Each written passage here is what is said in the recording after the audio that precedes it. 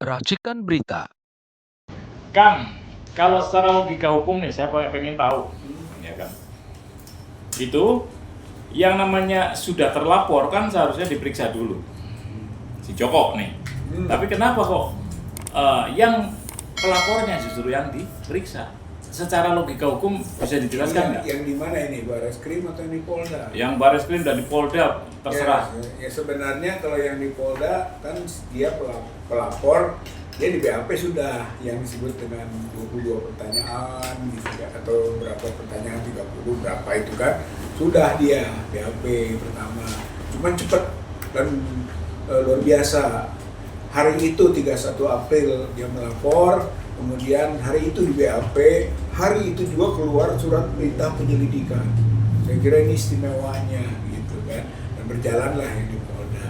Yang di Bareskrim juga diperiksa juga gitu kan, terakhir kemarin gitu, bahwa 1 jam 22 pertanyaan periksa juga gitu kan sebagai terlapor. Kita sebagai pelapor atau pengadu mas gitu kan, pengadu mas itu juga diperiksa juga, diminta klarifikasi gitu. Saya kira kalau dari sisi pihak itu kedua-duanya sudah hanya mungkin pelayanan atau perlakuan lebih istimewa lah kepada Pak Joko Widodo ini, seperti kasus di Polda maupun di Bareskrim. Ya, seharusnya kan waktu itu katanya kan di Bareskrim ya, yang Dumas itu kan LP-nya menyusul ketika si Joko udah melaporkan pihak si pelapor gitu. Artinya kan baru buru-buru dikeluarkan LP, nomor LP waktu itu. Benar nggak kira-kira? Ya semestinya gitu kan, kalau dari sisi kita ya gitu kan, setelah Bareskrim selesai gitu kan, bahkan sudah sampai yang lebih dari itu gitu kan, baru dia ajukan soal pencemaran nama baik gitu, fitnah, itu kan derivasi, itu kan ikutan dari ijazah itu asli atau palsu. Sebenarnya pengumuman Bareskrim yang menyebut ijazah itu asli itu juga framing sebenarnya berlebihan, sebab bukan asli tidak asli, dia menguji identik tidak identik. Nah begitu menyebut dia identik, dia membandingkan dengan 3 temannya ijazahnya. Itu nggak jelas juga siapa ketiga teman itu, bagaimana kondisi ijazahnya. Kalau ijazahnya ini andai palsu, maka identik pasti gitu kan, palsu dengan palsu identik gitu. Tapi kalau misalnya ini betul asli temannya, mungkin baru bisa. Nah, yang kita tuntut transparansi gitu. TPUA sebetulnya menuntut transparansi. Kalau memang komparasi, perbandingan antara temannya dengan dia untuk disebut identik tidak identik gitu kan, saya kira harus transparan. Nah, taruhlah sekarang identik tidak sama dengan otentik gitu. Sementara yang sekarang dikembangkan kemana-mana, ijazah Pak Jokowi itu asli menurut Bareskrim. Kata siapa? Bareskrim tidak menetapkan asli tidak asli. Yang menetapkan asli tidak asli pengadilan. Hakim pengadilan, putusan pengadilan, itu putusan asli tidak asli. Bareskrim itu satu proses, satu tahapan gitu, yang mungkin sampai kepada tadi identik tidak identik, bukan tidak boleh disebut asli. Itu maksudnya kenapa TPUA kemudian meminta gelar perkara ulang, atau dalam bahasa hukum gelar perkara khusus berdasarkan Perkapolri 6 tahun 2019 gitu, pasal 3133 itu gitu. Kenapa? Karena seharusnya pada waktu gelar perkara kemarin gitu kan, itu harus lengkap, termasuk Dr. Rismon, Dr. Roy Suryo harusnya diminta klarifikasinya, nggak perlu sebagai ahli, sebagai pihak saja dulu minta, tapi ternyata tidak. Nah ini sehingga kita menganggap tidak sempurna proses gelar perkara. Untuk itu gitu kan, gelar perkara dilakukan ulang atau gelar perkara khusus, dan itu harus melibatkan pengadu gitu. Sementara kemarin pengadu tidak dilibatkan, hanya gelar perkara internal bisa mengambil keputusan penghentian penyelidikan. Kalau mau memutuskan penghentian penyelidikan, bagusnya transparansi dan objektivitas terjamin melalui keterlibatan pihak-pihak termasuk pengadu harus dilibatkan dalam proses gelar perkara. Tapi kan itu kan bukan wewenang di lingkungan kepolisian. Itu kan kalau untuk menghentikan atau menganggap bahwa ijazah itu asli, itu kan ada dua lembaga yang berhak, yaitu UGM dan Pengadilan Negeri. Pengadilan maksud saya. UGM tidak punya kompetensi menetapkan asli dan tidak asli. Dia hanya menggambarkan prosedur mengenai langkah-langkah akademik yang telah ditempuh oleh seseorang.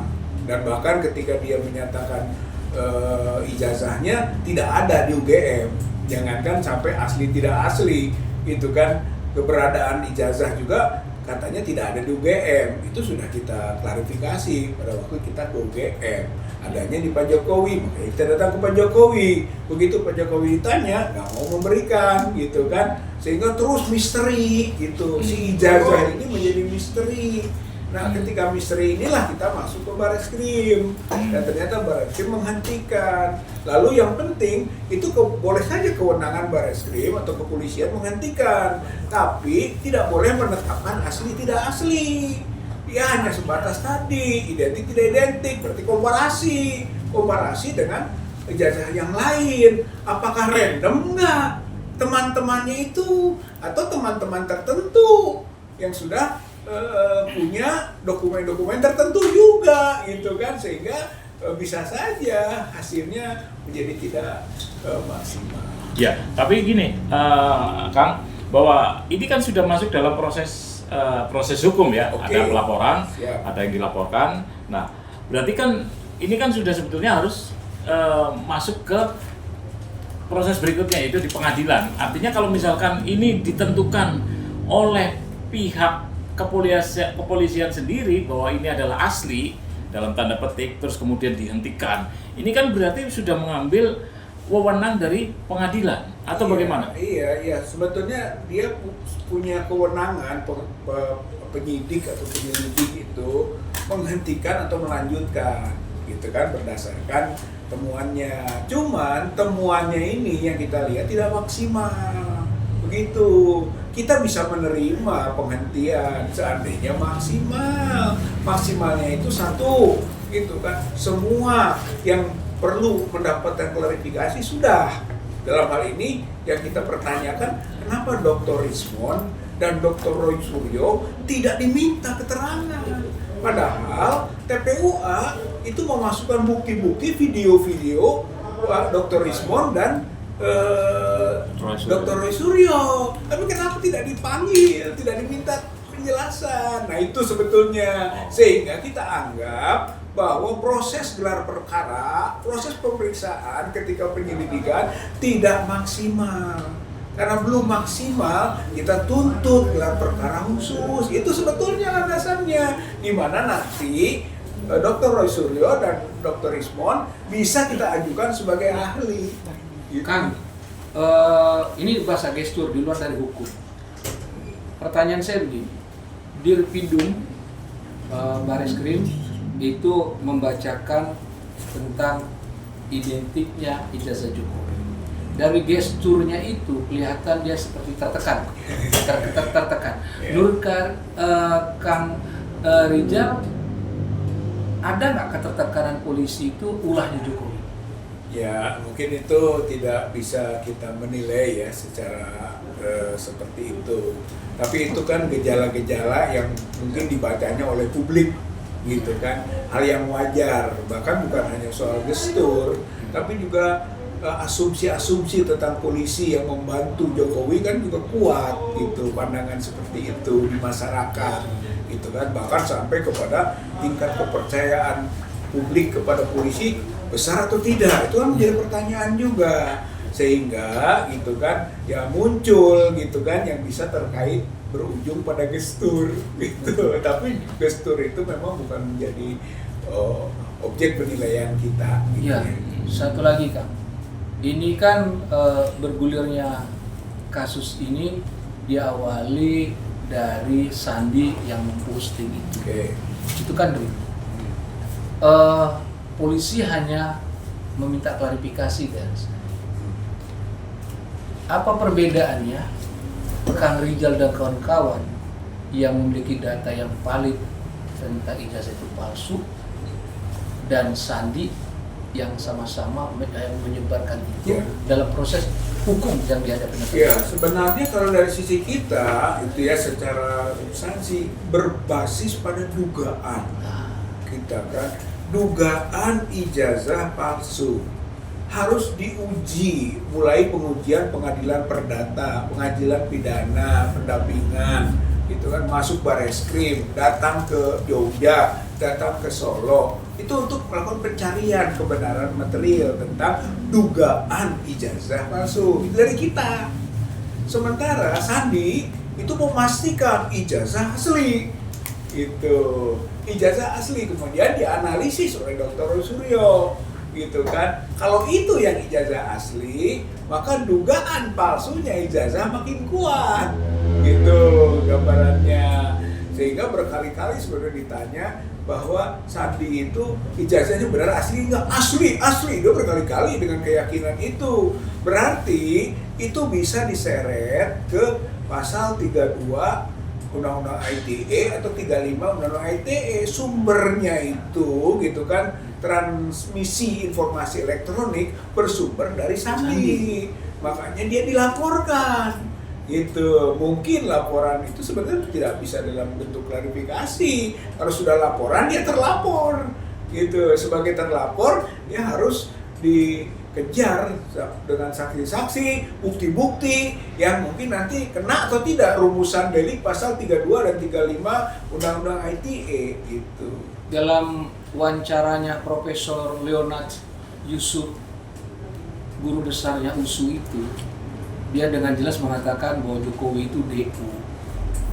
Artinya kalau dia drop out, ijazah juga dimungkinkan diduga palsu.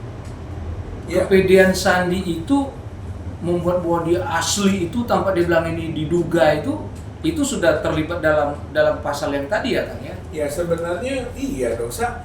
Kita menyatakan itu palsu sama dengan itu asli, sama. Makanya kita berangkat awalnya dugaan keras bahwa itu palsu, sehingga dicari. Kalau Sandi nggak nyari lagi, gitu. Oleh karena itu, maka dia bisa kena, gitu kan, tuntutan berbasis pada pasal tadi 3235, bisa dia, gitu. Oke Bang, mau beralih satu tema lagi Bang. Nah ini kan ternyata dari kemarin-kemarin itu berubah narasi seolah-olah Pak Jokowi itu nggak perlu menunjukkan ijazah aslinya, diterima masyarakat seperti itu. Gimana Bung Rizal menanggapinya? Oh, kalau saya melihat kalau sudah dinyatakan gitu kan asli oleh Bareskrim, nggak usah takut lagi. Iya kan? Harusnya dia kan sudah diproteksi oleh lembaga yang namanya Bareskrim, Mabes Polri. Sekarang dia tunjukkan dong, enak aja. Saya sudah dinyatakan asli, maka nggak usah ragu lagi, wahai rakyat Indonesia, gitu kan, ini gitu. Nah berani nggak? Jadi nggak boleh lagi berdalil atau berdalih hanya pengadilan yang bisa memerintahkan. Nggak usah, kan sudah dibantu oleh Bareskrim, asli, gitu kan, asli, itu nah tunjukkan. Atau Bareskrim, gitu. Atau karena dia sudah menyatakan, dia tunjukkan. Yang ditunggu oleh rakyat, oleh masyarakat, oleh bangsa Indonesia adalah penunjukan ijazah itu oleh siapapun, termasuk yang bersangkutan. Oke. Atau ada kemungkinan ini biar tetap berlarut-larut, ada kemungkinan apakah ingin mengadu domba anak bangsa atau bagaimana? Ya itu menjadi prasangka yang sangat wajar akhirnya, gitu kan. Kenapa? Kegaduhan ini dibuat oleh siapa? Oleh Dr. Rismon, oleh Dr. Roy, oleh Dr. Tifa, oleh Egy Sujana, oleh Rizal Fadila, atau oleh siapa? Atau jangan-jangan kegaduhan ini memang dibuatnya oleh namanya Joko Widodo, gitu. Jadi kita harus melihat, sehingga kalau berikutnya terus ramai, berarti masih berkelanjutan kegaduhan dibuat oleh Joko Widodo. Selesaikannya sudah, Bareskrim menyebut sudah asli, tunjukkan saja, pede dong. Iya.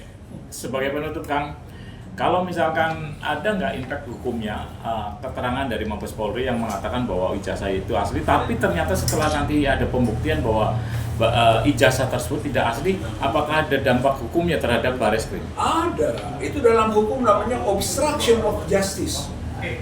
Gitu. Obstruction of justice adalah kebohongan dalam proses pembuktian atau menghalang-halangi pembuktian.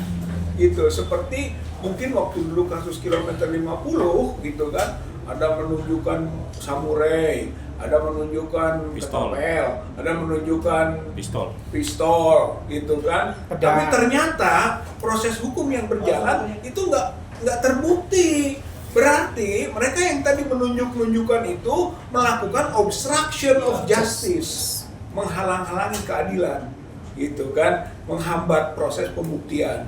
Nah, kalau saja nanti terbukti bahwa tidak asli, gitu kan, maka pengumuman yang dilakukan oleh Bareskrim, gitu kan, melakukan obstruction of justice, dan obstruction of justice pidana. Jadi bisa dipidana itu personal-personal, seperti kasusnya Hendrawan dulu, Brigjen Hendra Kurniawan dalam kasus Sambo. Itu sama, obstruction of justice, kemudian divonis dia.